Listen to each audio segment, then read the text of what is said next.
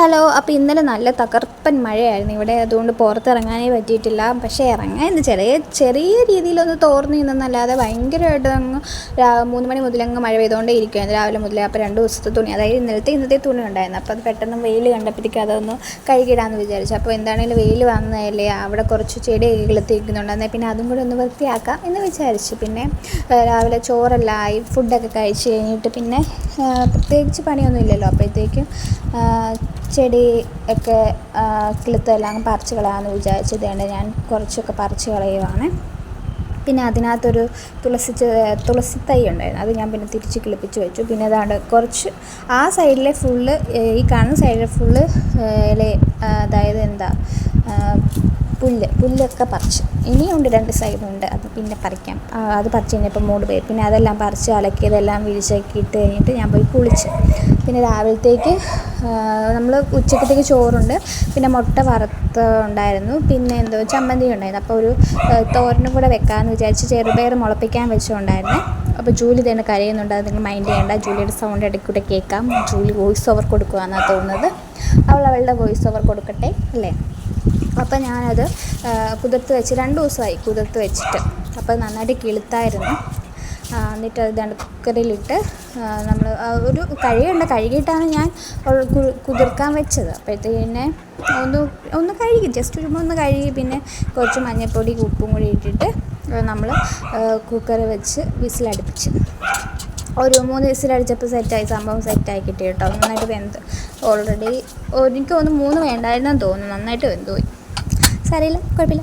അത് കഴിഞ്ഞിട്ട് അതിനകത്ത് ഞാൻ വെന്ത സമയത്ത് ഒരു സവോള, പിന്നെ വറ്റൽമുളക്, പിന്നെ നമ്മുടെ കറിവേപ്പിലൊക്കെ ചുമ്മാ ഇട്ട് കഴിഞ്ഞാൽ പെറുക്കി കളയുമല്ലോ. ഇത് അരിഞ്ഞ് കിടക്കുവാണെങ്കിൽ അത് പെറുക്കാനില്ലാത്തതുകൊണ്ട് അങ്ങ് കഴിക്കുമല്ലോ. അപ്പോൾ പെറുക്കി കളയാനായിട്ട് പറ്റത്തില്ലല്ലോ എന്ന് വിചാരിച്ച് ജസ്റ്റ് ഒന്ന് കുക്കറിലല്ല, മിക്സിയിൽ ജാറിയിട്ട് അരിഞ്ഞ്. ഇങ്ങനെ സംസാരിച്ച് കുക്കറൊന്ന് മിക്സ് ചെയ്യുന്നു ഏതാണ്ടൊക്കെ എഴുതുന്നുണ്ട്. അപ്പോൾ നിങ്ങളതൊക്കെ ക്ഷമിച്ച് കാണണം കേട്ടോ.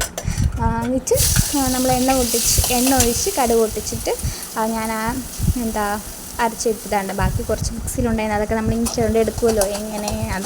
അങ്ങനെയാണല്ലോ എല്ലാവരും അങ്ങനെയല്ലേ. അതും ചുരണ്ടി എടുത്ത് അതിനകത്തിട്ട് പിന്നെ അത് ജസ്റ്റ് ഒന്ന് വാടി വരാൻ വേണ്ടി ഇളക്കിയിരുന്നു.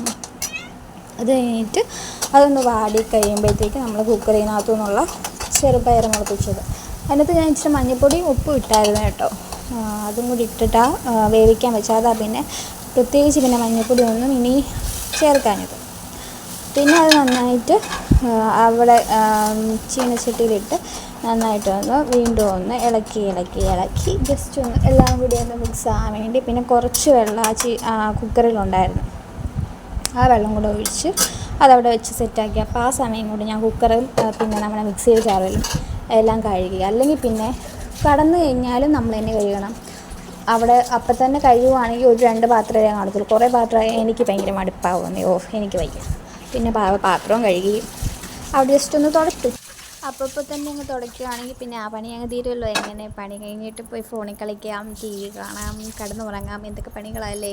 അപ്പം അത് പിന്നത്തേക്ക് മാറ്റി വെച്ച് കഴിഞ്ഞാൽ നമുക്ക് തന്നെ പിന്നെ ഒന്നും ചെയ്യാൻ പറ്റത്തില്ലല്ലോ. കാരണം നമ്മൾക്ക് ഫോണിൽ കളിക്കാനുള്ള സമയം അത്രയും പോകത്തില്ലേ. അതുകൊണ്ട് ഞാൻ അപ്പം തന്നെ അങ്ങ് ചെയ്യും. പിന്നെ കുറച്ച് തേങ്ങയും കൂടെ ഇടാമെന്ന് വിചാരിച്ച്. വെന്തോന്നൊക്കെ ഞാൻ നോക്കുന്നുണ്ട്, പിന്നെ ഉപ്പുണ്ടോയെന്നൊക്കെ ഇടയ്ക്കൂടെ ടേസ്റ്റ് ചെയ്ത് നോക്കുന്നുണ്ട്. കുഴപ്പമില്ല. പക്ഷെ ഞാൻ പ്രതീക്ഷിച്ച അത്രയും കറി വന്നില്ല. ഞാൻ ഇങ്ങനത്തെ കറിയല്ല വിചാരിച്ചത്. കുഴപ്പമില്ല, അഡ്ജസ്റ്റ് ചെയ്യാം. പിന്നെ ഞാൻ ഏറ്റവും അവസാനം കുറച്ച് തേങ്ങയും കൂടി ഇട്ടത് നമ്മുടെ കറിയും സെറ്റായി. അപ്പം